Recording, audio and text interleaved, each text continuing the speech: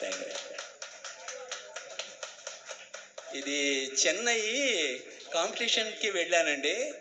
అంటే వాళ్ళు ఎంత పక్షపాతమో చూడండి. నేను పాడానని కాదు, ఇదంతా పాడి అందరూ అసలు స్టాండింగ్ ఓవేషన్ అనమాట. ఇది 78లో ఇది. అయితే ప్రైజ్ రాలేదు. వాళ్ళందరూ అడుగుతున్నారు ఎందుకు రాలేదని.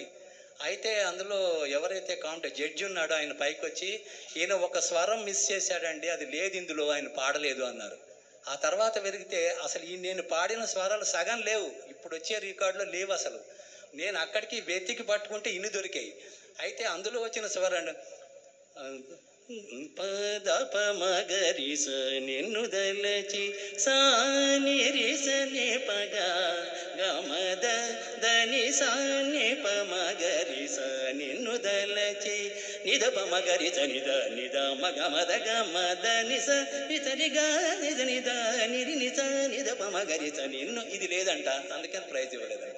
సో మొత్తానికి చెన్నై వాళ్ళ దగ్గర ఘంటసాల మాస్టర్ గారు, ఆయన ఎక్కడున్నారో మాకు తెలియదు కానీ, అంటే నా గొప్పతనం కాదండి అది, ఆ స్వరపరిచిన మీరు కనుక యూట్యూబ్లో రసికరాజా శివశంకర్ బాలకామేశ్వరరావు ఛానల్ అని కొట్టండి, బాలుగారితో ఒక ఎపిసోడ్ ఉంది నాది. అందులో ఆయన అంటాడు పాటలు పాడడం, ఆయన రివర్స్ చెప్పాడు నాకు. ఆయన ఫోన్ చేశారు బాలుగారు, అయ్యో నేను తప్పు చెప్పానమ్మా, ఒక మాట చెప్ప ఇంకో మాట చెప్పాను. అదేంటంటే పాట తయారు చేయడం కష్టం, పాట తయారు చేసిన పాడే గాయకుడు ఉండాలి. ఆయన ఏం రివర్స్ చెప్పారనమాట. పాట తయారు చేసుకునే గాయకులు లేరని చెప్పారు. ఒక్కసారి మీరు బాలుగారు ఏమన్నారో వినండి. శివశంకరి ఘంటసాల మాస్టర్ గారు ఎప్పుడు వేదిక మీద పాడలేదని చెప్పారు. అలాగే ఆయన శ్రీ తుంబురునాథ ఏనాడు కూడా స్టేజ్ మీద పాడదాం అనుకుంటారు, ఎప్పుడు పాడట ఆయన భయం. అంటే అటువంటి పాటలు అండి. ఈరోజు కూడా నేను కానీ చంద్రతేజ గారు, మిత్ర గారు కొంచెం కొద్ది గొప్ప నిలబడ్డామంటే అటువంటి పాటలు చేసిన వాళ్ళం.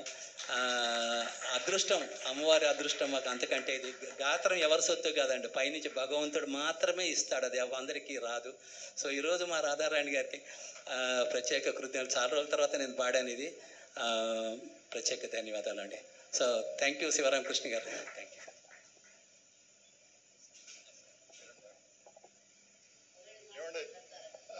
దయచేసి అందరూ ఈ పాటకి స్టాండింగ్ ఓవేషన్ ఇస్తే వారికి సముచితంగా ఉంటుందని చెప్పి నా ఇదండి.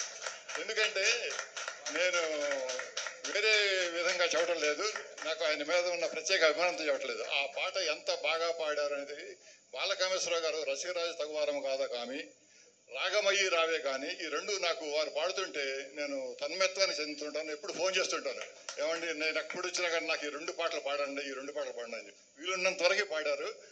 ఇప్పుడు మరి అవకాశం లేదు కాబట్టి ఒక పాట పాడగలిగారు, సంతోషం. మీ అందరికి కూడా ధన్యవాదాలు. మీ విద్వత్తుకు పెట్టాను నేను మీ విద్వత్తుకు నమస్కారం చేశాను.